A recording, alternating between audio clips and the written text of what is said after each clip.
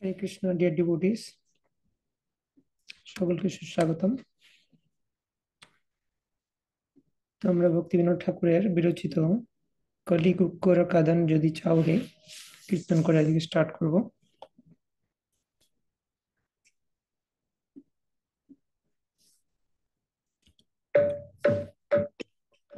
কলি কুক্কর কাদান যদি চাও হে, কলি কুক্কর কাদান যদি चाहे, कलियुग पावन कलि भयनाशन श्री सच्चिनंदन गाओ है। कलियुग पावन कलि भयनाशन श्री सच्चिनंदन गाओ। गदाधर मदन नितायर प्राणधन अद्वैतेर प्रपूजित गोरा। गदाधर मदन नितायर प्राणधन अद्वैतेर प्रपूजित गोरा। हिमाय विशंभर श्रीनिवास ईश्वर भक्त समूह चित्त चोरा।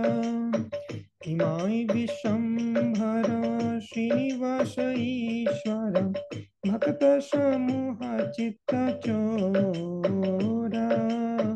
कलियुग पावन कलि भयनाशन श्री सच्चिनंदन गौरे। कलियुग पावन कलि भयनाशन श्री सच्चिनंदन गौरे। नदिया शशधर मायापुर ईश्वर नाम प्रवर्तन शूरा। नदिया शशधर मायापुर ईश्वर नाम प्रवर्तन शूरा। गृहीजन शिक्षक न्यासिकुल नायक माधव राधा भवपूरा। गृहीजन शिक्षक न्यासिकुल नायक माधव राधा भवपूरा। सार्वभौम शोधन गजपति तारण रामानंद पोषण वीरा। सार्वभौम शोधन गजपति तारण रामानंद पोषण वीरा। रूपानंद वर्धन सनातन पालन हरिदास मदन धीरा। रूपानंद वर्धन सनातन पालन हरिदास मदन धीरा। ब्रजरस भावन दुष्ट मत सातन कपटी विघातन काम। ब्रजरस भावन दुष्ट मत सातन कपटी विघातन काम। शुद्ध भक्त पालन शुष्क ज्ञान ताड़न छल भक्ति दूषण राम। शुद्ध भक्त पालन शुष्क ज्ञान ताड़न छल भक्ति दूषण राम। कलियुग पावन कलि भयनाशन श्री सच्चिनंदन गाहे। कलियुग पावन कलि भयनाशन श्री सच्चिनंदन गाहे। श्री सच्चिनंदन श्री सच्चिनंदन श्री सच्चिनंदन गाहे। श्री सच्चिनंदन श्री सच्चिनंदन श्री सच्चिनंदन गाहे। हरे कृष्ण कृष्ण कृष्ण हरे हरे, हरे राम राम राम हरे हरे, हरे कृष्ण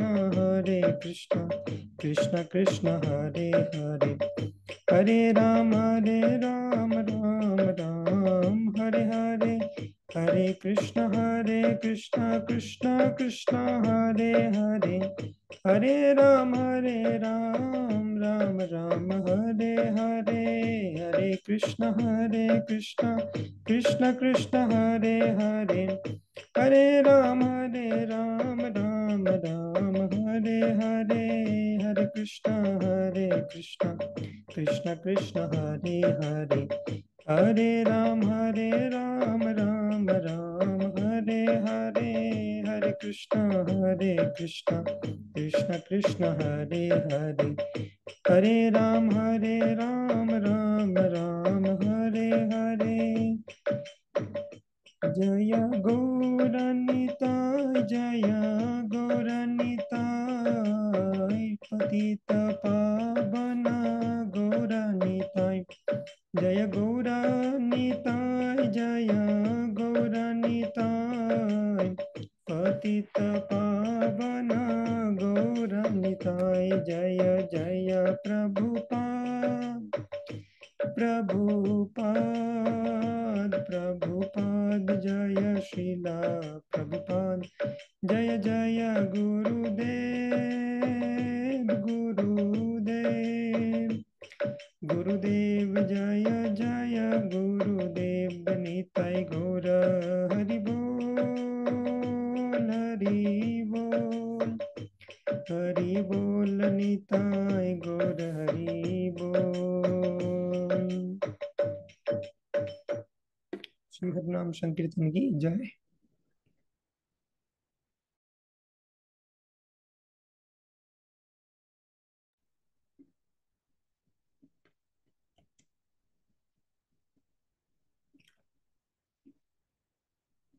ओम अज्ञानतिमिरान्धस्य ज्ञानञ्जनशलाकया चक्षुरुन्मीलितं येन तस्मै श्रीगुरवे नमः। श्रीचैतन्यमनोभीष्टं स्थापितं येन भूतले स्वयं रूप कदा मह्यं ददाति स्वपदान्तिकं। वन्देऽहं श्रीगुरो श्रीयुतपदकमलं श्रीगुरून् वैष्णवांश्च श्रीरूपं साग्रजातं सहगणा रघुनाथान्वितं तं सजीवं साद्वैतं सावधूतं परिजनसहितं कृष्णचैतन्यदेवं श्रीराधा कृष्णपादान् सहगणा ललिता श्रीविशाखान्वितांश्च नमो विष्णुपादाय कृष्णपृष्ठाय भूतले श्रीमते भक्तिवेदांत स्वामिनिति नामिने। नमस्ते सारस्वते देवे गौरवाणी प्रचारिणे निर्विशेष शून्यवादी पाश्चात्य देशतारिणे। पंचाकल्पतरुभ्यश्च कृपा सिन्धुभ्य एव च पतितानं पावनेभ्यो वैष्णवेभ्यो नमो नमः। नमो महावदन्याय कृष्णप्रेमप्रदायते कृष्णाय कृष्णचैतन्य नाम्ने गौरत्विषे नमः। पञ्चतत्त्वात्मकं कृष्णं भक्तरूपस्वरूपकं भक्तावतारं भक्ताख्यं नमामि भक्तशक्तिकम्। हे कृष्ण करुणा सिंधो दीनबंधो जगत्पते गोपेश गोपिकाकांत राधाकांत नमोस्तुते।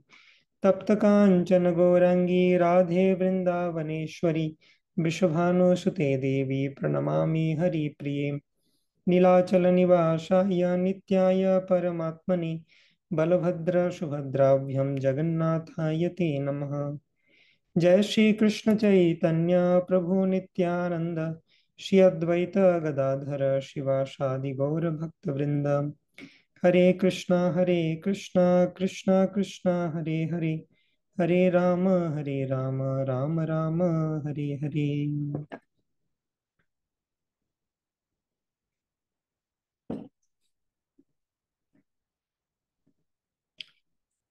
हरे कृष्णा। तो আমরা চৈতন্য চরিতামৃতের মধ্যলীলা চ্যাপ্টার 17 আজকে স্টার্ট করব।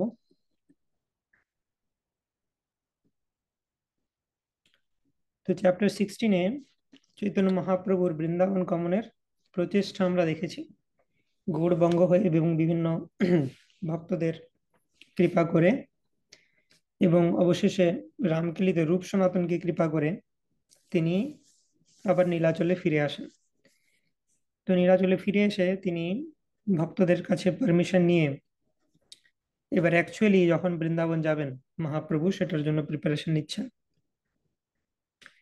গচ্ছন বৃন্দাবনম গৌরম ব্যগ্রে ভৈন খগান বনে প্রেমন্মত্তান সহ নৃত্যান বিদধে কৃষ্ণ জল্পিনা। বৃন্দাবন যাওয়ার পথে শ্রী চৈতন্য মহাপ্রভু ঝাড়িখণ্ডের বনে বাঘ, হাতি, হরিণ এবং পাখিদের কৃষ্ণ নাম কীর্তন করিয়ে প্রেমোন্মত্ত করে নৃত্য করেছিলেন। ঝাড়িখণ্ডের ফরেস্টের থ্রু দিয়ে মহাপ্রভু বৃন্দাবনে যাচ্ছেন। জয় জয় গৌরচন্দ্র জয় নিত্যানন্দ জয় দ্বৈত চন্দ্র জয় গৌর ভক্ত বৃন্দ। শরৎকাল হইল প্রভুর চলিতে হইল মতি রামানন্দ স্বরূপ সঙ্গে নিবৃতে জগতি। মোর সহায় করো যদি তুমি দুইজন তবে আমি যাইয়া দেখি শ্রী বৃন্দাবন। তো যখন শরৎকাল হলো নিভৃতে স্বরূপ দামোদর এবং রামানন্দ রায়ের সাথে যুক্তি করলেন। তারা মহাপ্রভুর ক্লোজেস্ট অ্যাসোসিয়েট ললিতা সখী এবং বিশাখা সখী। তো বললো তোমরা দুজন যদি আমার সহায়তা করো তাহলে খুব ভালো হয়, আমি বৃন্দাবন দর্শন করতে পারি। বহুদিনের অভিলাষ, সন্ন্যাস গ্রহণের পরেই আমি যাব ভেবেছিলাম কিন্তু যেতে পারিনি। তারপর থেকে বিভিন্ন কারণে দক্ষিণ ভারত যাত্রা হয়, তারপর তোমরা আটকে দিয়েছো, এবার গৌড় হয়ে যাব ভাবলাম, কোটি কোটি লোক সংকট হয়ে গেল, যেতে পারলাম না। তো আমাকে বৃন্দাবন যাবার পারমিশন দাও। তো এবারে আমি রাত্রে একা বনপথ দিয়ে চলে যাব যাতে কেউ আমার পেছনে না নিতে পারে। শুধু কয়েকজন কনফিডেন্সিয়াল অ্যাসোসিয়েট যারা আছে তাদেরকে আমি জানিয়ে পারমিশন নিচ্ছি। রাত্রে উঠি বন পথে পলাইয়া যাব, একাকী যাইব কাহো সঙ্গে না লইব। কেহ যদি সঙ্গ লইতে পাছে উঠি ধাই, সবারে রাখিবা যেন কেহ নাহি যায়। তোমাদের দায়িত্ব যে কেউ যদি আমার সাথে চলতে শুরু করে দেয় তাকে কিভাবে নীলাচলে ধরে রাখতে হবে সেই দায়িত্ব আমি তোমাদের দিচ্ছি। কেউ যেন আমার সাথে না যায়, কারণ একজনকে নিয়ে গেলে অন্যজনের রাগ হবে। প্রসন্ন হইয়া আজ্ঞা দিবে না মানিবা দুঃখ, তোমা সবার সুখে পথে হবে মোর সুখ। দুইজন কহে তুমি ঈশ্বর স্বতন্ত্র, যেই ইচ্ছা সেই করিবা নহ পরতন্ত্র। তো বলছে, মহাপ্রভু বলছেন যে প্রসন্ন হয়ে আজ্ঞা দিবে বাপু, না হলে আবার সেই গদাধরকে কাঁদিয়ে গেছিলাম দিয়ে আমাকে ফিরে আসতে হয়েছিল। তো ভালো মনে আজ্ঞা দেবে তবে আমার যেতে সুখ হবে, না হলে আমার যাত্রা সুখকর হবে না। তো স্বরূপ দামোদর এবং রামানন্দ রায় বলছেন তুমি তো স্বতন্ত্র ঈশ্বর, তুমি যেটা করবে সেটাই হবে, তুমি যেটা ইচ্ছা করবে, তুমি তো অন্য কারোর অধীনে নও। কিন্তু তবুও আমাদের একটা রিকোয়েস্ট আছে, তুমি অলরেডি বলে দিয়েছো, অ্যানাউন্স করে দিয়েছো যে কেউ যাতে তোমার সাথে না যায়, কিন্তু তবুও আমাদের একটি অনুরোধ, সেটা যদি দয়া করে আপনি রাখেন। মহাপ্রভুর কাছে বলছেন তারা, কিন্তু আমা দুহার শুনো এক নিবেদনে, তোমার সুখে আমার সুখ কহিলা আপনে। আমা দুহার মনে তবে বড় সুখ হয়, এক নিবেদন যদি ধর দয়াময়। উত্তম ব্রাহ্মণ এক সঙ্গে অবশ্য চাহি, ভিক্ষা করি ভিক্ষা দিবে যাবে পাত্র বহি। তো বলছে মহাপ্রভু একজন উত্তম ব্রাহ্মণ তো আপনার সাথে অবশ্যই চাই, যে আপনার জন্য ভিক্ষা করে দেবে, আপনাকে প্রসাদ পেতে সাহায্য করবে, আপনার জলপাত্র বহির্বাস এগুলো ধরবে। তো এরকম একজন উত্তম ব্রাহ্মণকে আমরা সঙ্গে দিতে যাই। আমরা কেউ আপনার সাথে যাব না, কারণ অ্যাসোসিয়েটরা কেউ যদি একজন যায়, বাকিরা তাদের খারাপ লাগবে। তো কোনো অ্যাসোসিয়েটকে নিয়ে যেতে রিকোয়েস্ট করব না, কিন্তু অ্যাসিস্ট্যান্ট হিসাবে কাউকে অন্তত নিন, একজন উত্তম ব্রাহ্মণকে। কারণ আপনি তো মানে ভাবে চলে গেলে আপনার তো কিছু ঠিক থাকে না, তো আপনাকে ঠিক রাখার জন্য তো কাউকে দরকার। বন পথে যাইতে নাহি ভোজ্যান্ন ব্রাহ্মণ, আজ্ঞা কর সঙ্গে চলুক এক বিপ্রজন। প্রভু কহে নিজ সঙ্গী কাহু না লইব, একে জনে নিলে অন্যের মনে দুঃখ হইব। নতুন সঙ্গী হইবে স্নিগ্ধ যার মন, হইছে যবে পায় তবে লই একজন। মহাপ্রভু বলছেন, কোনো পুরনো অ্যাসোসিয়েটকে আমি নিচ্ছি না, নতুন একজন আমার সঙ্গী হবে এবারে। কাকে নেব? এরকম ব্রাহ্মণকে নেব যার স্নিগ্ধ মন, মন যার হৃদয় নির্মল, এরকম ধরনের পিওর হার্টেড কোনো ব্রাহ্মণকে আমি সঙ্গে নিতে পারি। তো একজনকেই নেব আমি সঙ্গে। তো এভাবে স্বরূপ দামোদর গোস্বামী তিনি রেকমেন্ড করলেন। স্বরূপ কহে এই বল ভদ্র ভট্টাচার্য, তোমাতে স্নিগ্ধ বড় পণ্ডিত সাধু আর্য। প্রথমে তোমা সঙ্গে আইলা গৌড় হইতে, ইহার ইচ্ছা আছে সর্বতীর্থ করিতে। ইহার সঙ্গে আছে বিপ্র এক ভৃত্য, ইহ পথে করিবেন সেবা ভিক্ষাকৃত্য। তো বলভদ্র ভট্টাচার্য সঙ্গে যাবেন, স্বরূপ দামোদর গোস্বামী রেকমেন্ড করলেন। এবং বলভদ্র ভট্টাচার্যের সাথে তার একজন সার্ভেন্ট রয়েছে, তো দুজন যাচ্ছেন বেসিক্যালি। তো বলছেন স্বরূপ দামোদর গোস্বামী, তুমি যদি একে নিয়ে যাও তাহলে সকলে আমাদের আনন্দ হয়। যে ঠিক আছে, আপনি একা যাচ্ছেন, অ্যাটলিস্ট পথে আপনার সাথে কেউ যাচ্ছে, আমরা একটু চিন্তামুক্ত থাকবো।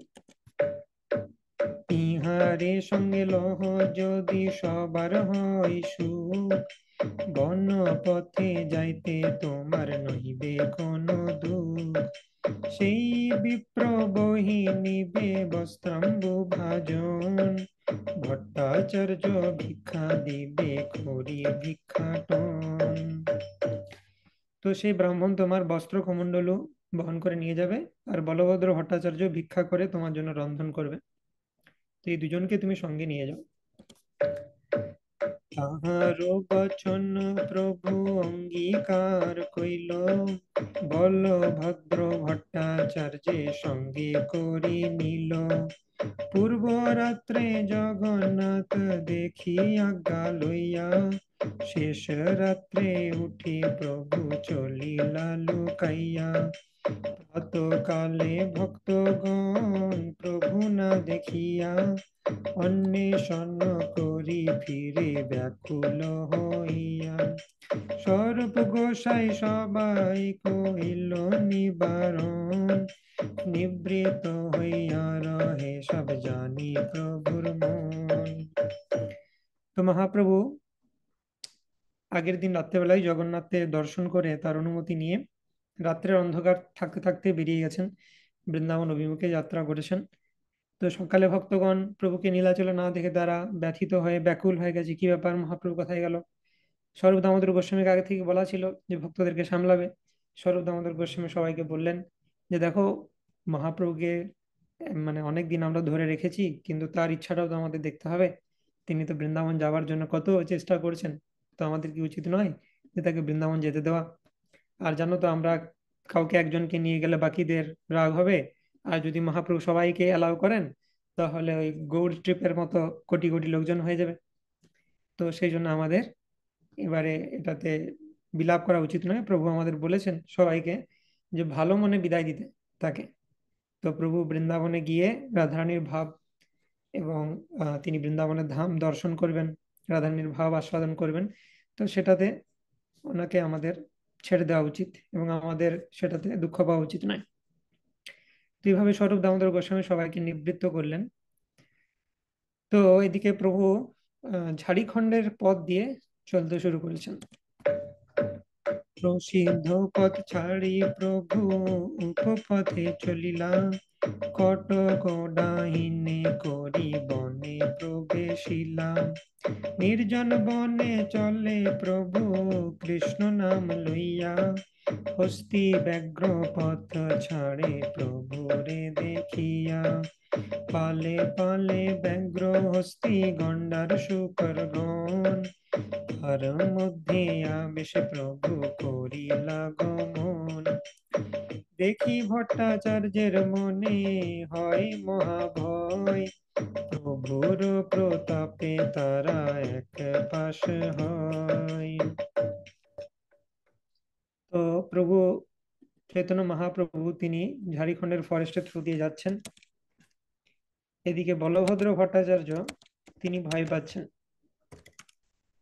হুম।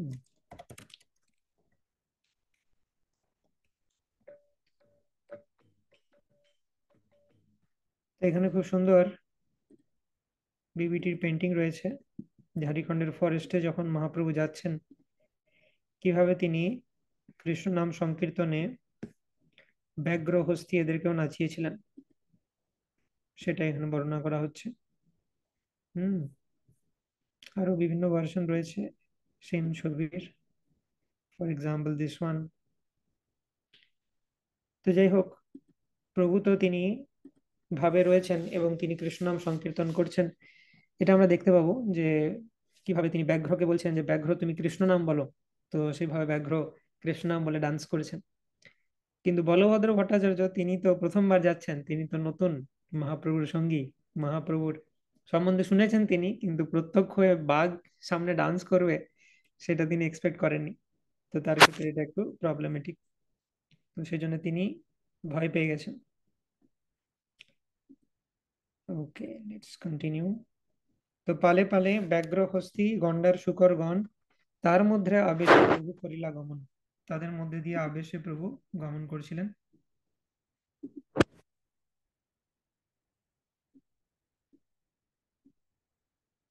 তো দেখি ভট্টাচার্যের মনে হয় মহাভয়, প্রভুর প্রতাপে তারা এক পাশ হয়।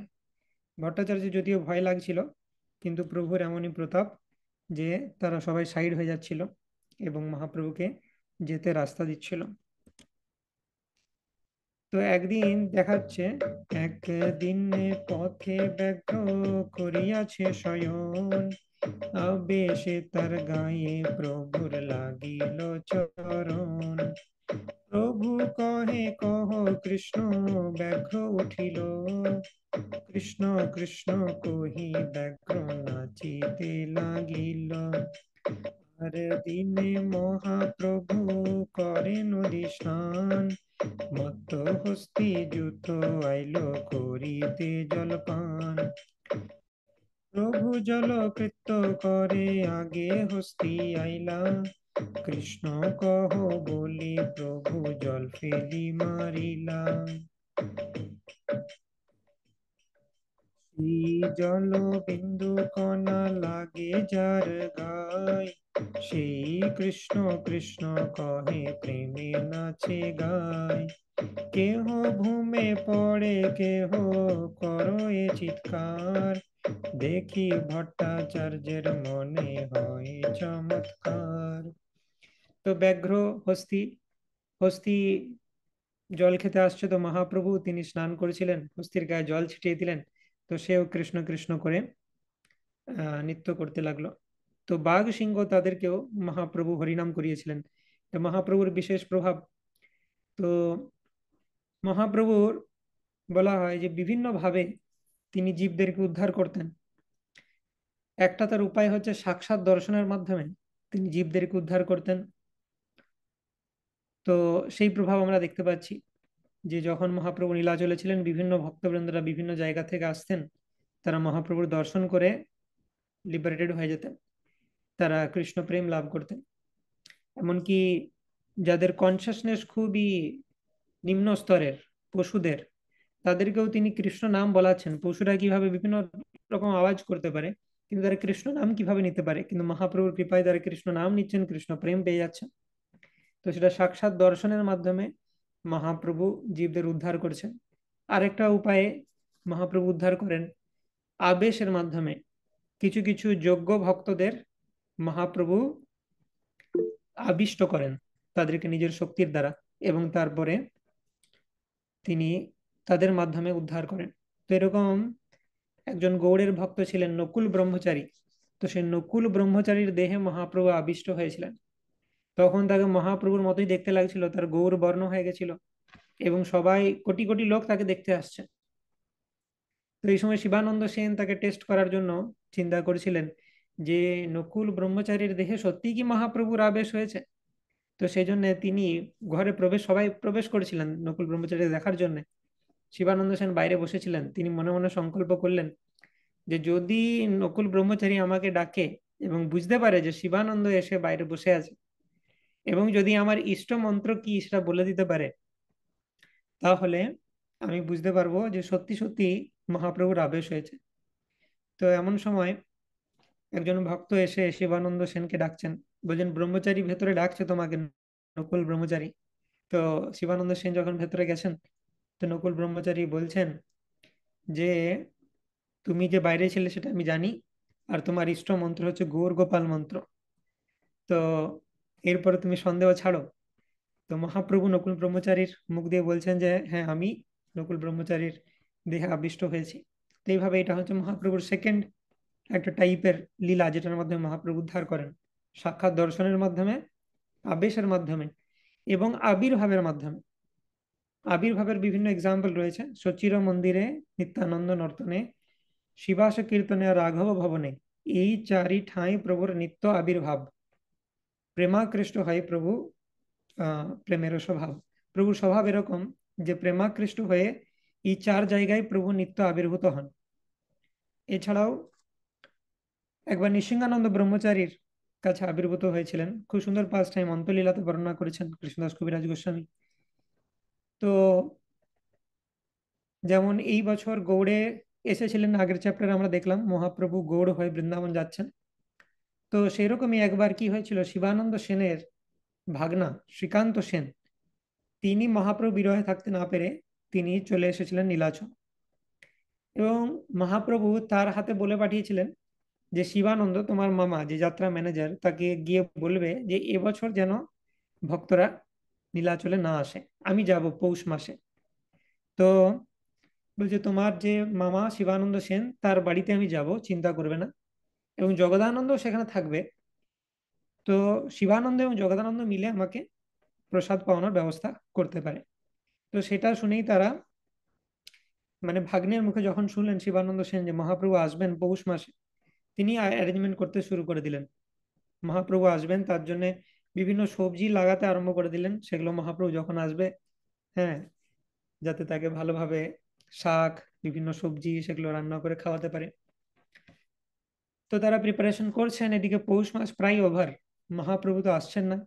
তো তারা চিন্তিত হয়ে গেলেন যে মহাপ্রভু বলেছেন পৌষ মাসে আসবেন, কিন্তু এলেন না, কি ব্যাপার।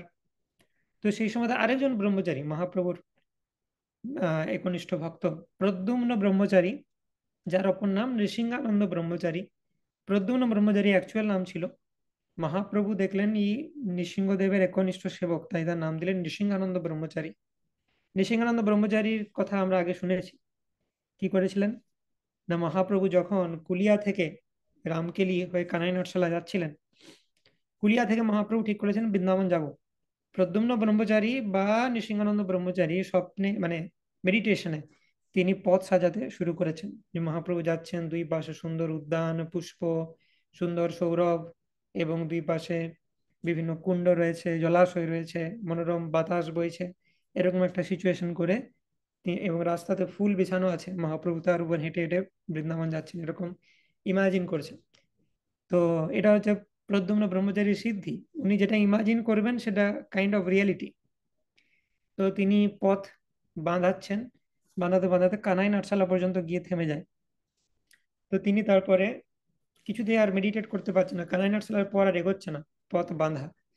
তো সেই জন্য তিনি তারপরে বললেন ভক্তদেরকে যে দেখবে এবারে মনে হচ্ছে মহাপ্রভু বৃন্দাবন যাবে না। এবং তার এইটার এই সিদ্ধিটা তিনি খুব কনফিডেন্ট ছিলেন যে হ্যাঁ আমি যেটা ইমাজিন করব এটা মহাপ্রভুর সাথে বিভিন্ন ভক্তদের ফার্স্ট টাইম। ফর এক্সাম্পল, কিছু কিছু ভক্তের ভক্তি এত গভীর হয় যে তাদের একটা জোর থাকে ভগবানের উপর। যেমন ভীষ্মদেব বলছেন যে আমি তো জানি, আমি শিওর যে আমার মৃত্যুর সময় ভগবান আসবেন। আসবেন না মানে যতক্ষণ না আসছেন আমি ততক্ষণ দেহত্যাগ করবো না, আসতেই হবে তাকে।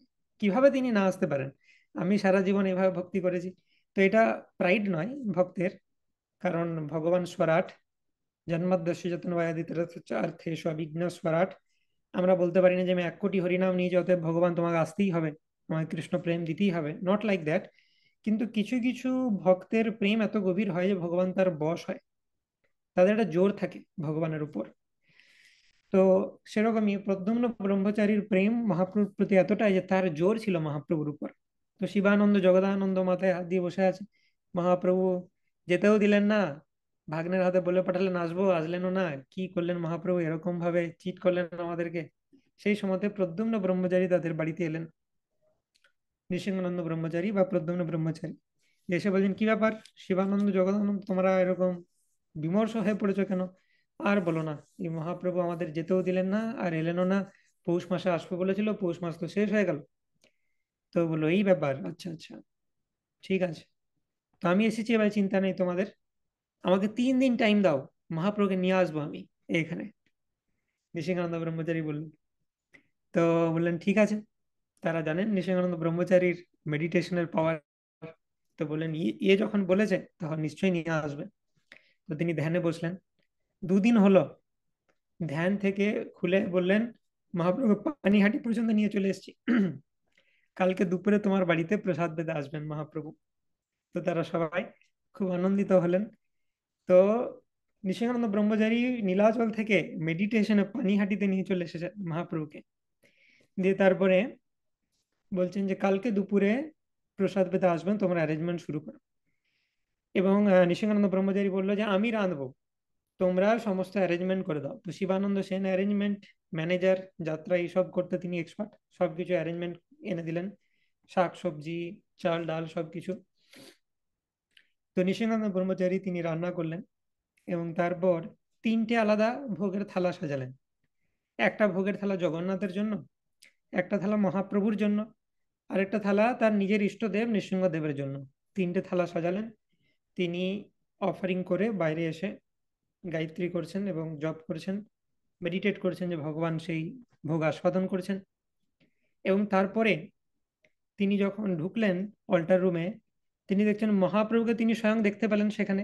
মহাপ্রভু আবির্ভূত হয়েছেন এবং 3টে থালায় যে ভোগ সেটা তিনি গ্রহণ করেছেন। তো নৃসিংহানন্দ ব্রহ্মচারীর মানে রোমাঞ্চ, কম্প, অশ্রু, তার এক্সট্যাটিক সিমটমস দেখা গেল মহাপ্রভুকে দেখে। এবং তিনি আনন্দিত তো হলেনই যে আমি ভোগ রান্না করেছি, মহাপ্রভু সেটা গ্রহণ করেছেন, কিন্তু অ্যাট দ্য সেম টাইম তিনি দুঃখিতও হলেন। দুঃখ কেন হলো? তিনি মহাপ্রভুকে বলছেন যে মহাপ্রভু, শচীনন্দন আর জগন্নাথ তাতে কোনো ভেদ নাই, সেটা তো আমরা জানি। তো জগন্নাথের ভোগটা খেলে তুমি ঠিক আছে, তুমি নৃসিংহদেবের ভোগটাও খেয়ে নিলে। তো নৃসিংহদেবের ভোগটা খেয়ে নিলে এবারে আমার নৃসিংহদেব উপাস করে থাকলো, আমি নৃসিংহদেবের দাস হয়ে আমি এবারে কি করে খাই? তো আমাকে আবার নৃসিংহদেবের জন্য রান্না করতে হবে। তো মহাপ্রভু অ্যাকচুয়ালি নৃসিংহানন্দ ব্রহ্মচারীর এই পাস টাইমের থ্রু দিয়ে জগন্নাথের সাথে যে অভিন্ন সেটা তিনি বহুবার প্রমাণ করেছেন, কিন্তু নৃসিংহদেবের সাথেও যে তিনি অভিন্ন সেটা প্রমাণ করলেন, কারণ নৃসিংহদেবের যে ভোগ সেটা তিনি পেয়ে নিলেন। তো যাই হোক, এটা মহাপ্রভু তাকে বোঝালেন, কিন্তু তবুও নৃসিংহানন্দ ব্রহ্মচারী তার নৃসিংহদেবের প্রতি প্রেম এতটাই, তিনি আবার রান্না করলেন নৃসিংহদেবের জন্য।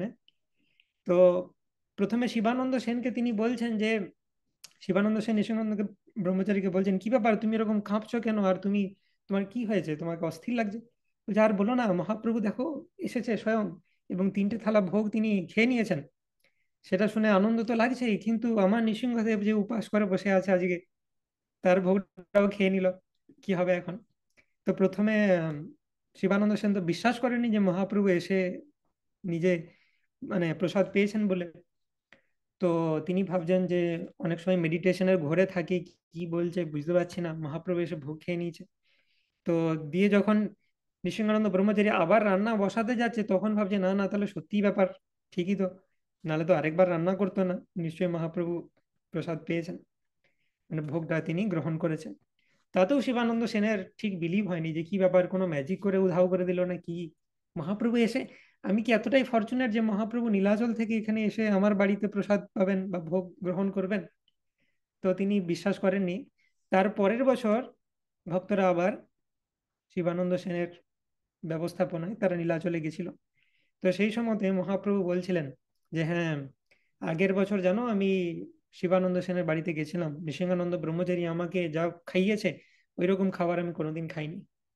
তো তখন শিবানন্দ সেনের অ্যাকচুয়ালি বিলিভ হলো যে না সত্যি, তার মানে আগের বছর পৌষ মাসে মহাপ্রভু এসেছিলেন। তো এই শিবানন্দ সেন আর জগদানন্দ যাই হোক সবাই বাকিরা কিন্তু মহাপ্রভুর দর্শন পাননি সেই সময়। তারা শুধু বুঝতে পেরেছিলেন যে মহাপ্রভু এসেছেন, কারণ মহাপ্রভু এটুকুই কথা দিয়েছেন যে আমি আসবো, আমি দর্শন দেবো বলেননি। শুধু দর্শন দিয়েছিলেন নৃসিংহানন্দ ব্রহ্মচারীকে। তো এইভাবে মহাপ্রভুর বিভিন্ন উপায় রয়েছে জীবদুগণকে কৃপা করার। তো এখানে তো তারা সাক্ষাৎ দর্শন রূপী যে কৃপা সেটা লাভ করছেন, সাক্ষাৎ দর্শন আবেশ এবং আবির্ভাব। তো ব্যগ্র হস্তি তাদেরকেও মহাপ্রভু নাচাচ্ছেন হরিনামে, কেউ ভূমিতে পড়ে যাচ্ছে, কেউ চিৎকার করছে, সেটা দেখে ভট্টাচার্যের মনে চমৎকার হয়। এবং পথে যেতে যেতে প্রভু সংকীর্তন করছেন, পথে যাইতে করে প্রভু উচ্চ সংকীর্তন, মধুর কণ্ঠ ধ্বনি শুনি আইসে মৃগীগণ, ডাহিনে বামে ধ্বনি শুনি যায় প্রভু সঙ্গে, প্রভু তার অঙ্গ মুছে শ্লোক পড়ে রঙ্গে। তো এবারে হরিণীরা মহাপ্রভুর ডানে বামে মহাপ্রভুর সাথে সাথে যাচ্ছে। শ্রীমদ্ ভাগবত থেকে মহাপ্রভু পাঠ করছেন যে বৃন্দাবনের ডিয়ার্স বা হরিণীদেরকে গ্লোরিফাই করা হয়েছে। ধন্যস্ম মূঢ়মতয়োপি হরিণ্য এতা, यानन्दनन्दनमुपात्य विचित्रवेषम्, आकर्णवेणुरनितं सह कृष्णसारा, पूजं दधुर्विरचितं प्रणयावलोकैम्। তো এটা বেণু গীতের অংশ। কৃষ্ণ যখন বেণু বাদন করেন সবার কি অবস্থা হয়, তার মধ্যে বেণু বাদন করার ফলে হরিণদের কিরকম অবস্থা হয়, হরিণীরা তাদের কথা বর্ণনা করা হয়েছে শ্লোকে শ্রীমদ্ ভাগবতমে। এই নির্বোধ হরিণীরা ধন্য, যেহেতু তারা অত্যন্ত আকর্ষণীয় বেশে সজ্জিত নন্দনন্দনকে পেয়ে তার বংশীধ্বনি শ্রবণ করে কৃষ্ণ সার মৃগদের সঙ্গে প্রণয়পূর্ণ দৃষ্টির দ্বারা তার পূজা করেছিলেন। তো এইভাবে হরিণীরাও মহাপ্রভুর প্রতি অ্যাট্রাক্টেড হচ্ছেন। হেন কালে ব্যাঘ্র তথা আইলো পাঁচ সাত, ব্যাঘ্র মৃগী মিলে চলে মহাপ্রভুর সাথ, দেখি মহাপ্রভুর বৃন্দাবন স্মৃতি হইল, বৃন্দাবন গুণ বর্ণন শ্লোক পড়িল। তো 5-7টি বাঘ এবং হরিণী, বাঘ আর হরিণ একসাথে চলছে মহাপ্রভুর পেছনে পেছনে, শোভাযাত্রায় সংকীর্তন করতে করতে যাচ্ছে তারা। বাঘে হরিণে বলে না সে এক ঘাটে জল খায়, তো মহাপ্রভুর প্রতাপে বাঘে হরিণে এক ঠাঁই সংকীর্তন করে। তো এইভাবে বৃন্দাবনের কথা মনে পড়ে গেল, বৃন্দাবন সেই জায়গা যেখানে কোনো ভায়োলেন্স নেই। তো সেইখানে বাঘ আর হরিণ একসাথে ভগবানের গ্লোরিফিকেশন করেছেন। যত্র নৈসর্গ দুর্বৈরা সহাসন্না মৃগাদয়, মিত্রাণি বাজিতি বাস দ্রুতরুর্দর্শনাদিকম। শ্রীমদ্ ভাগবতে বর্ণনা করা হচ্ছে বৃন্দাবন ভগবানের চিন্ময় ধাম, সেখানে ক্ষুধা তৃষ্ণা ক্রোধ নেই। স্বাভাবিকভাবেই বৈরী ভাবাপন্ন হলেও মানুষ এবং হিংস্র জন্তুরা চিন্ময় মৈত্রীতে একসাথে বাস করতে পারেন সেই ধামে। কৃষ্ণ কৃষ্ণ কহ করি প্রভু যাবে বলিল, কৃষ্ণ কহি ব্যাঘ্র মৃগ নাচিতে লাগিল, নাচে কুন্দে ব্যাঘ্রগণ মৃগীগণ সঙ্গে, বলভদ্র ভট্টাচার্য দেখে অপূর্ব রঙ্গে। কৃষ্ণ কৃষ্ণ বলে বাঘ আর হরিণরা একসাথে ডান্স করছেন। বলভদ্র ভট্টাচার্য তো এই অপূর্ব রঙ্গ দেখছেন যে কি হচ্ছে। হ্যাঁ, কোন ব্যক্তিত্বের সাথে আমি তাকে সেবা করার সুযোগ পেয়েছি। ব্যাঘ্র মৃগ অন্যন্যে করে আলিঙ্গন, মুখে মুখ দিয়া করে অন্যন্যে চুম্বন। কৌতুক দেখিয়া প্রভু হাসিতে লাগিলা, তা সবাকে তাহা ছাড়ি আগে চলি গেলা। ময়ূরাদি পক্ষীগণ প্রভুরে দেখিয়া, সঙ্গে চলে কৃষ্ণ বলি নাচে মত্ত হইয়া। হরি বল বলি প্রভু করে উচ্চ ধ্বনি, বৃক্ষলতা প্রফুল্লিত সেই ধ্বনি শুনি। তো বাঘে হরিণে তারা তো একসাথে ডান্স করছেন এবং তারা একে অপরকে চুম্বন করছেন। মহাপ্রভু সেটা দেখে হাসতে হাসতে এগিয়ে গেলেন। শুধু পশুরও নয়, পক্ষীরাও, ময়ূর আদি যত পক্ষী ছিল তারা অ্যাট্রাক্টেড হচ্ছে, কৃষ্ণ বলে মহাপ্রভুর সাথে ডান্স করছেন। তো এটা হচ্ছে কৃষ্ণের প্রভাব এরকম ছিল, বৃন্দাবনের সমস্ত তরু লতা পশু পাখি সবাই আকর্ষিত হতেন কৃষ্ণের প্রতি। তো সেরকম মহাপ্রভুর প্রতি আকর্ষিত হচ্ছে। যাত্রাপথী যখন বৃন্দাবনে প্রবেশ করবেন তখনও দেখবো যে সব পশু পক্ষীরা মহাপ্রভুর প্রতি আকৃষ্ট হচ্ছেন। রাখালদের খুব ডিফিকাল্ট হয়েছে, যদি কোনো রাস্তা দিয়ে মহাপ্রভু পেরিয়ে যাচ্ছেন, গরুদেরকে কন্ট্রোল করা ডিফিকাল্ট হয়েছে সেখানে তাদের। মহাপ্রভুর এরকমই প্রভাব, তারা যেন মনে হচ্ছে যে আবার সেই কৃষ্ণকে ফিরে পেয়েছি। কৃষ্ণের প্রতি বৃন্দাবনের পশু পক্ষীদের যেরকম ভাব সেটা দেখা যাচ্ছে। তো মহাপ্রভুর এই যে সংকীর্তন চলছে ঝাড়িখণ্ড ফরেস্টে, গাছেরা অংশগ্রহণ করছে।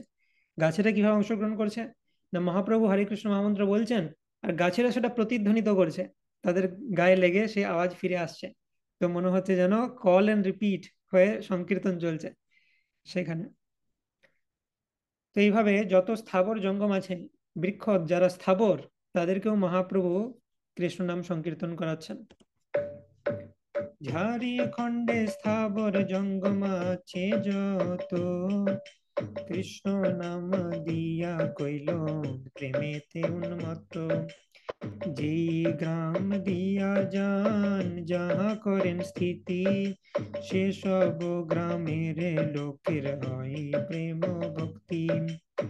কেহ যদি তার মুখে শুনে কৃষ্ণ নাম, তার মুখে আন শুনে তার মুখে আন। সবে কৃষ্ণ হরি বলি নাচে কান্দে হাসে, পরম্পরায় বৈষ্ণব হইল সর্বদেশে। তো এইভাবে মহাপ্রভু যে গ্রাম দিয়ে যাচ্ছেন সেই গ্রামে সবাই প্রেম ভক্তি লাভ করেছেন। এটা আরেকটা আবেশের নিদর্শন যে মহাপ্রভু যাদেরকে দেখছেন তারা তো কৃষ্ণ প্রেম পাচ্ছেনই, মহাপ্রভু মুখ দিয়ে যারা হরিনাম শুনছেন তারা কৃষ্ণ প্রেম পাচ্ছেন। আর তারা গিয়ে তাদের গ্রামে সেই হরিনাম শোনাচ্ছে, তারাও কৃষ্ণ প্রেম পেয়ে যাচ্ছে। তো যারা মহাপ্রভুর কাছ থেকে শুনে যাচ্ছেন তারা মহাপ্রভুর শক্তিতে আবিষ্ট, তারা গিয়ে বাকিদেরকে কৃষ্ণ নাম দিতে পারছেন। তো এভাবে পরম্পরায় সবাই বৈষ্ণব হয়ে গেল। যে মহাপ্রভুর থেকে শুনেছেন একজন কৃষ্ণ নাম, তার থেকে শুনছেন আরেকজন কৃষ্ণ নাম, এভাবে গুরু পরম্পরা স্টার্ট হয়ে যাচ্ছে। কৃষ্ণ নাম শোনা মাত্রই তারা ইনিশিয়েটেড হয়ে যাচ্ছে, তারা তাদের কৃষ্ণ ভক্তি স্টার্টেড। কৃষ্ণ ভক্তি স্টার্ট কোথা থেকে, না প্রেম স্তর থেকে স্টার্ট হচ্ছে, ডাইরেক্টলি কৃষ্ণ প্রেম লাভ করছেন তারা। যদ্যপি প্রভু লোক সংঘটের ত্রাসে, প্রেম গুপ্ত করেন বাহিরে না প্রকাশে। তথাপি তার দর্শন শোভন প্রভাবে, সকল দেশের লোক হইল বৈষ্ণবে। তো প্রভু খুব কন্ট্রোল করছেন যে আমাকে প্রেম একদম ডিসপ্লে করা চলবে না, তাহলে কিন্তু আবার লোক হয়ে যাবে, আমি আবার বৃন্দাবনে যেতে পারবো না। তো কিন্তু তবুও মানে যেখানে যাচ্ছেন গ্রামকে গ্রাম বৈষ্ণব পরিণত করে মহাপ্রভু এগিয়ে যাচ্ছেন। গৌড়বঙ্গ উৎকল দক্ষিণ দেশ গিয়া, লোকের নিস্তার কইল আপনে ভ্রমিয়া। মথুরা যাইবার ছলে আসেন ঝাড়িখণ্ড, ভিল্ল প্রায় লোক তাহা পরম পাষণ্ড। গৌড়বঙ্গ উদ্ধার করেছেন জন্ম দিয়ে, এবং গৌড়বঙ্গে যে প্রিচিং সেটাও আবেশের উদাহরণ। মহাপ্রভু নিজে কিছুটা প্রিচিং করেছেন এবং বাকি নিত্যানন্দ প্রভুর থ্রু দিয়ে প্রিচিং করেছেন। গৌড়বঙ্গ, উৎকল মানে উড়িয়া দেশ, দক্ষিণ দেশে গেছিলেন, সেগুলো উদ্ধার করেছেন। উত্তর ভারতটা বাকি আছে। এবং ওয়েস্ট বেঙ্গলের যে মিডিল, মানে ওয়েস্ট বেঙ্গলের ওয়েস্টে ঝাড়খণ্ড, অর্থাৎ ভারতের মধ্য অঞ্চল, সেই জায়গাটা বাকি আছে। তো সেইখানে মথুরা যাইবার ছলে ঝাড়খণ্ড ফরেস্টে এলেন। তো এটা একটু ব্যাকওয়ার্ড রিজিয়ন, ভিল্ল প্রায় বিভিন্ন ভিল, কোল ভিল ইত্যাদি বিভিন্ন জাতির মানুষের এখানে বসবাস করে। তো তারা অনার্য ক্যাটাগরির, মানে যারা আর্যদের মতো বৈদিক কালচার ফলো করে না। কাইন্ড অফ, আমরা দেখেছিলাম যে জগন্নাথের যে সেবকরা সব শবর সম্প্রদায়ের, সেই রকম টাইপের লোকজন এখানে আছে। তো তাদের পরম পাষণ্ড, তারা ভগবান সম্বন্ধে জানে না। তাদেরও উদ্ধার করেছিলেন মহাপ্রভু বৃন্দাবন যাবার ছলে, কেউ যেন বাকি না থাকে। রাম প্রেম দিয়া কইল সবার নিস্তার, চৈতন্যের গুড় লীলা বুঝিতে শক্তিকার। বন দেখি ভ্রম হয় এই বৃন্দাবন, শৈল দেখি মনে হয় এই গোবর্ধন। যাহা নদী দেখে তাহা মানয় কালিন্দী, মহাপ্রেম বেশে নাচে প্রভু পড়ে কান্দি। প্রভু যেখানে এই রাস্তাতে বন দেখছেন, এই ঝাড়িখণ্ড বনের মধ্যে দিয়ে যাচ্ছেন, ভাবছেন এই বৃন্দাবন চলে এলাম নাকি। যেখানে পাথর দেখছেন বড়, বলছেন এটা গোবর্ধন শিলা হতে পারে। যেখানে নদী দেখছে সেটাকেই মনে হচ্ছে মহাপ্রভুর কালিন্দী। মানে চোখে বৃন্দাবনে চশমা লাগানো আছে, নর্মাল স্থানকেও তিনি বৃন্দাবন দেখছেন। মহাপ্রেমাবেশে নাচে প্রভু পড়ে কান্দি, কখনো নাচছেন, কখনো পড়ে যাচ্ছেন, কাঁদছেন। তো এইভাবে মহাপ্রভু বৃন্দাবনের উদ্দেশ্যে চলছেন। পথে যাইতে ভট্টাচার্য শাক মূল ফল, যাহা যেই পায়েন তাহা লয়েন সকল। যে গ্রামে রহেন প্রভু তথাই ব্রাহ্মণ, 5-7 জন আসি করে নিমন্ত্রণ। কেহ অন্ন আনি দেয় ভট্টাচার্য স্থানে, কেহ দুগ্ধ দহি, কেহ ঘৃত খণ্ড আনে। বলভদ্র ভট্টাচার্য রাস্তা পথে যাওয়ার পথে যা শাক ফল মূল পাচ্ছেন সেগুলো নিয়ে মহাপ্রভুর জন্য রান্না করতেন। আর যে যে গ্রামে থ্রু দিয়ে যেতেন, গ্রামের লোকজন, গ্রামে যারা ব্রাহ্মণ আছেন, মহাপ্রভুকে নিমন্ত্রণ করতেন। কেউ অন্ন দিতেন, কেউ দুগ্ধ দহি ঘৃত সবকিছু এনে দিতেন, বলভদ্র ভট্টাচার্যকে হেল্প করতেন। যাহা বিপ্র না হয় তাহা শূদ্র মহাজন, আসি সবে ভট্টাচার্যে করেন নিমন্ত্রণ। ভট্টাচার্য পাক করে বন্য ব্যঞ্জন, বন্য ব্যঞ্জনে প্রভুর আনন্দিত মন। 2-4 দিনের অন্ন রাখেন সংহতি, যাহা শূন্য বন লোকের নাহি কো বসতি। তাহ সেই অন্ন ভট্টাচার্য করে পাক, ফল মূলে ব্যঞ্জন করে বন্য নানা শাক। তো বন্য ব্যঞ্জন পাক করেছেন, বনে যা কিছু পাওয়া যায়। তো শিল প্রভুপাদ এক জায়গায় বলছেন যে এই সময়তে কিছু বন্য মাশরুম টাইপেরও ভোগ মহাপ্রভু পেয়েছিলেন। তো বনে যেহেতু অন্য কিছু অ্যাভেলেবেল নেই, সেখানে ভট্টাচার্য যা দিতেন বিভিন্ন বন্য ব্যঞ্জন, বনের বিভিন্ন জিনিস মহাপ্রভু আস্বাদন করতেন। এবং 2-4 দিনের অন্ন স্টোর করে রাখতেন, কারণ মাঝে কিছু কিছু পথ হতো এরকম যেখানে কোনো গ্রাম নেই, কোনো ব্রাহ্মণের ঘর নেই। তো সেখানে স্টোর যে অন্ন সেটা দিয়ে চালাতেন। তো যে যে যে জায়গাতে ব্রাহ্মণের ঘর ছিল না, সেখানে শূদ্র মহাজনরাও হেল্প করতেন, তারাও ইনভাইট করতেন। তো সবসময় অ্যারেঞ্জমেন্ট থাকতো কিছু না কিছু, হয় বলভদ্র ভট্টাচার্য স্টোর করে রেখেছেন, নাহলে ব্রাহ্মণ পাওয়া যাচ্ছে, নাহলে অন্য কেউ, ঠিক মহাপ্রভুর যে প্রসাদের ব্যবস্থা হয়ে যেত। পরম সন্তোষ প্রভুর বন্য ভোজনে, মহা সুখ পান যে দিন রহেন নির্জনে। ভট্টাচার্য সেবা করে স্নেহে জয়ছে দাস, আর বিপ্র বহে জলপাত্র বহির্বাস। এইভাবে মহাপ্রভু একলা থাকতেন, ভট্টাচার্য রান্না করছেন, মহাপ্রভু প্রসাদ পাচ্ছেন। নির্জনে থাকতে ভালোবাসতেন, কারণ অনেক লোকের সংকট হয়ে গেছিল, বৃন্দাবন নির্জনে যাবেন, সেটি মহাপ্রভুর ভাব। আর বলভদ্র ভট্টাচার্যের যে আরেকজন দাস ছিলেন, তিনি মহাপ্রভুর জলপাত্র বহির্বাস এগুলো বহন করতেন। নির্ঝরেতে উষ্ণ দোকে স্নান 3 বার, 2 সন্ধ্যা অগ্নিতাপ কাষ্ঠের অপার। নিরন্তর প্রেমাবেশে নির্জনে গমন, সুখ অনুভবী প্রভুর কহিন বচন। শুনো ভট্টাচার্য আমি গেলাম বহু দেশ, বন পথে দুঃখের কানাহি পাইলেশ। মহাপ্রভু সন্ন্যাস আশ্রমে 3 বার স্নান করেন। তো নির্ঝরেতে ঝর্ণার জল সুন্দর, একদম ওয়েল টেম্পারেচার মেনটেন্ড, উষ্ণদক স্লাইটলি ওয়ার্ম ওয়াটার সেখানে।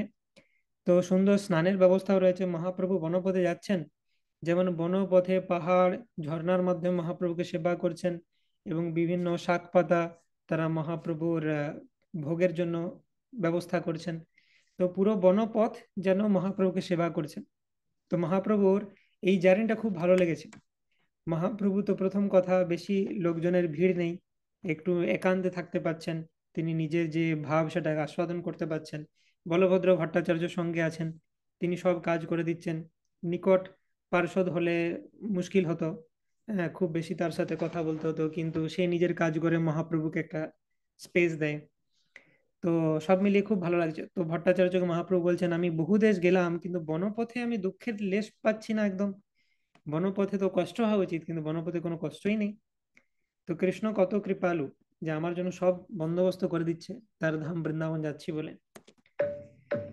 কৃষ্ণ কৃপালু আমায় বহুত কৃপা কইলা, বন পথে আনি আমায় বড় সুখ দিলাম।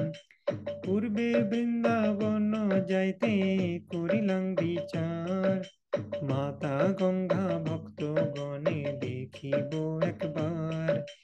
ভক্তগণ সঙ্গে অবশ্য করিব মিলন, ভক্তগণে সঙ্গে লইয়া যাব বৃন্দাবন। তো কৃষ্ণ আমাকে বহু কৃপা করলো। কে বলছেন? কৃষ্ণ স্বয়ং। কৃষ্ণ আমাকে বহু কৃপা করলো। তো বনপথে এনে অনেক সুখ দিল কৃষ্ণ আমাকে। পূর্বেও আমি বৃন্দাবন যাবার বিচার করেছিলাম, তো ভাবলাম ভক্তদেরকে সঙ্গে নিয়ে যাব, কিন্তু কৃষ্ণ আমাকে সেটা থেকে নিরস্ত করলেন, এত ভিড় বাড়িয়ে দিলেন যে আমি ভক্তদের নিয়ে যেতে পারলাম না। তো কৃষ্ণ আমাকে বলে দিল যে আমার ধামে তুমি একা এসো, সেটাই ভালো হবে। এত ভাবি গৌড় দেশে করিল গমন, মাতা গঙ্গা ভক্তে দেখি সুখী হইল মন। ভক্তগণে লইয়া তবে চলিলাম রঙ্গে, লক্ষ কোটি লোক তাহা হইল আমার সঙ্গে। সনাতন মুখে কৃষ্ণ আমা শিখাইলা, তাহা বিঘ্ন করি বন পথে লইয়া আইলা। তো সনাতনের মুখে কৃষ্ণ আমাকে শিক্ষা দিল যে এত লোক নিয়ে বৃন্দাবন যাওয়া ঠিক নয়। তারপর আমি বনপথে চলতে শুরু করলাম। ভাগ্যি সে বনপথের থ্রু দিয়ে গেলাম, তো সেই জন্য একটা ভালো এক্সপিরিয়েন্স হলো। কৃপার সমুদ্র দিনহীনে দয়াময়, কৃষ্ণ কৃপা বিনা কোনো সুখ নাই হয়। ভট্টাচার্যে আলিঙ্গিয়া তাহারে কহিল, তোমার প্রসাদে আমি এত সুখ পাইল। এহ কহেন তুমি কৃষ্ণ তুমি দয়াময়, অধম জীব মুই মোরে হইলা সদয়। তো মহাপ্রভু বলছেন কৃষ্ণের অনেক কৃপা, যে কৃষ্ণের কৃপা ছাড়া কখনো সুখ লাভ করা যায় না। ভট্টাচার্য বিশেষ কৃপা পেলেন, তাকে মহাপ্রভু আলিঙ্গন করলেন এবং বললেন যে তোমার কৃপাতে আমি এই সুখ পেলাম। তো মহাপ্রভুর এটা হচ্ছে স্বভাব যে তিনি সবসময় অন্যদেরকে ক্রেডিট দেন, কখনো নিজে ক্রেডিট নেন না। তিনি একবার বলছেন কৃষ্ণের ক্রেডিট এটা যে আমাকে এত কৃপা করে বনপথের মধ্যে দিয়ে কোনো দুঃখ কষ্ট করতে দেননি। তো তারপরে ভট্টাচার্য বলছে তোমার ক্রেডিট পুরোটাই, যে এত সুন্দরভাবে এই জার্নিটা আমি উপভোগ করতে পারছি। তো ভট্টাচার্য বলছেন যে তুমি কৃষ্ণ, তুমি দয়াময়, তোমাকে চিনতে আর দেরি নেই। যা শুনেছিলাম আমি স্বচক্ষেও দেখে নিয়েছি। আমি অধম জীব, এইসব তুমি যতই বলো আমি বিশ্বাস করছি না। আমার উপর তুমি কৃপা করলে, আমাকে আলিঙ্গন প্রদান করলে, আমাকে যে সঙ্গে নিয়েছো, সেবা করতে দিয়েছো, এটাই অনেক। তো আমি তো একদম অধঃপতিত, আমার উপর বিশেষ কৃপা তোমার রয়েছে। আমি আবার তোমার উপর কি কৃপা করব? তোমার প্রসাদে বলছো যে আমার কোনো অধিকার আছে কৃপা করার?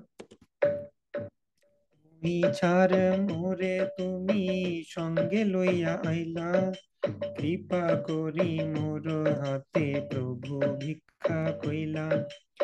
অধম কাকে রে কইলা গরুর সমান, স্বতন্ত্র ঈশ্বর তুমি স্বয়ং ভগবান। বলভদ্র ভট্টাচার্য তিনিও মহাপ্রভুর সাথে থেকে থেকে এক্সপার্ট হয়ে গেছেন। মহাপ্রভুর সাথে যেই থাকে এই আর্টে এক্সপার্ট হয়ে যায়, যে কিভাবে যদি তাকে গ্লোরিফাই করা হয় সেটাকে ডিফেন্ড করতে হবে, যে না আমি গ্লোরিফাই পাত্র নই, আপনি গ্লোরিফিকেশনের যোগ্য।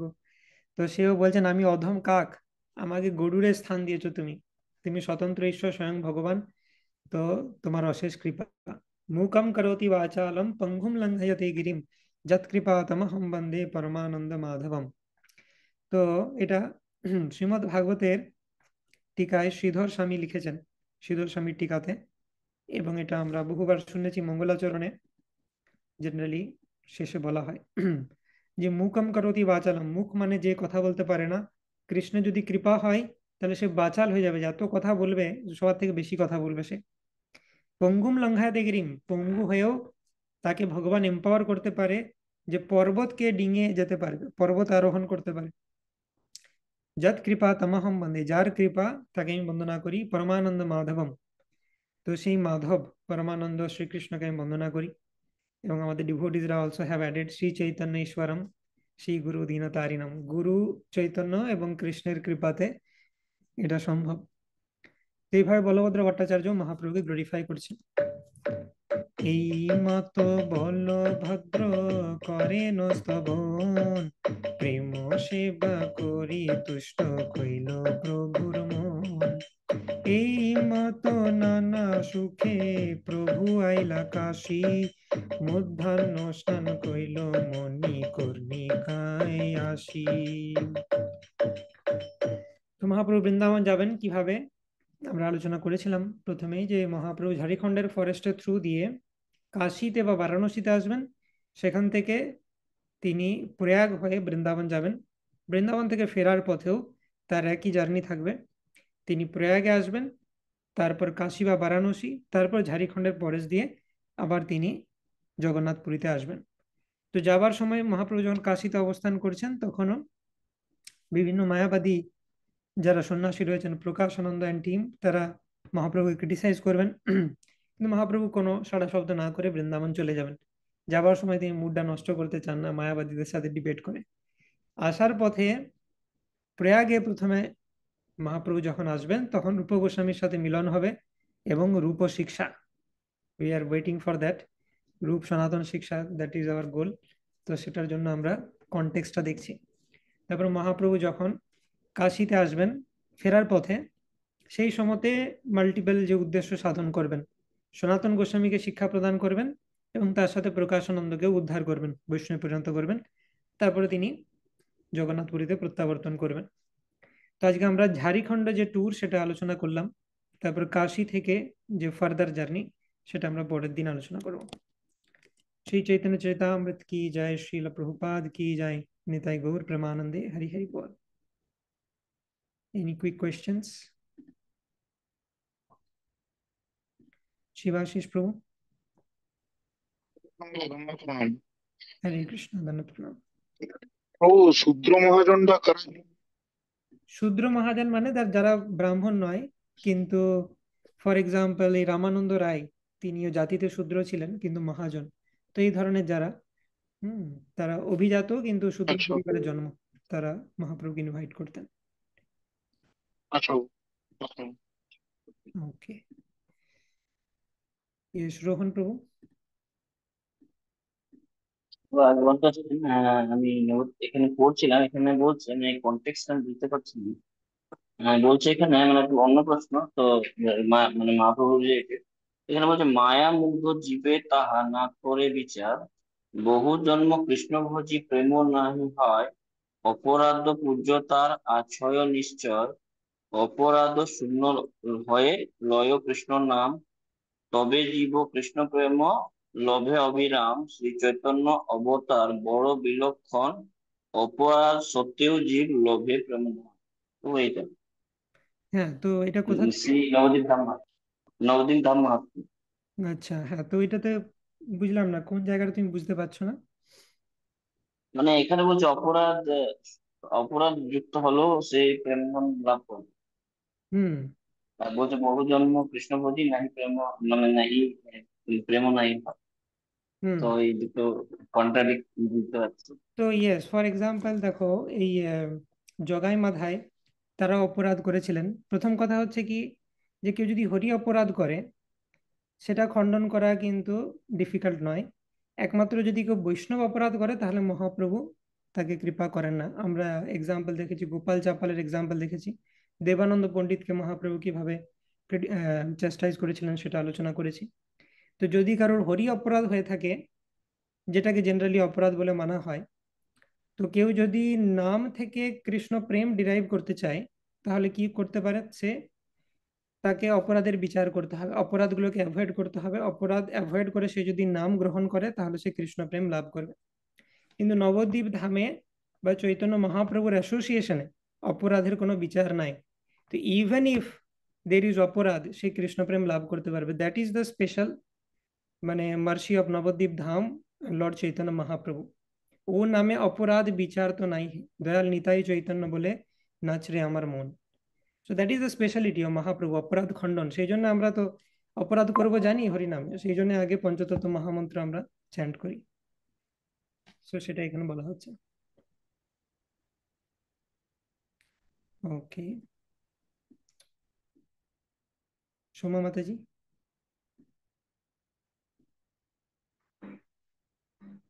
হরে কৃষ্ণ প্রভু। হরে প্রণাম। কৃষ্ণ মাতা। প্রভু প্রণাম। শুনতে পাওয়া যাচ্ছে? হ্যাঁ, পাওয়া যাচ্ছে মাতাজি। হ্যাঁ প্রভু, প্রভু বলছিলাম যে আপনি চৈতন্য মহাপ্রভুর 4 জায়গায় আবির্ভাব বললেন, সেটা আরেকবার বলে দেবেন প্রভু? ইয়েস, সচির মন্দিরে মানে সচি মাতার গৃহে। নেক্সট হচ্ছে নিত্যানন্দ নর্তনে, মানে নিত্যানন্দ প্রভু যেখানে ডান্স করেন।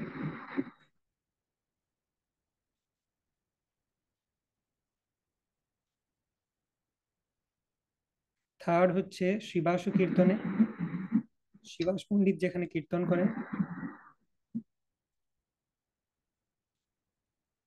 এবং ফোর্থ হচ্ছে রাঘব ভবনে, রাঘব পণ্ডিতের ভবনে পানিহাটিতে।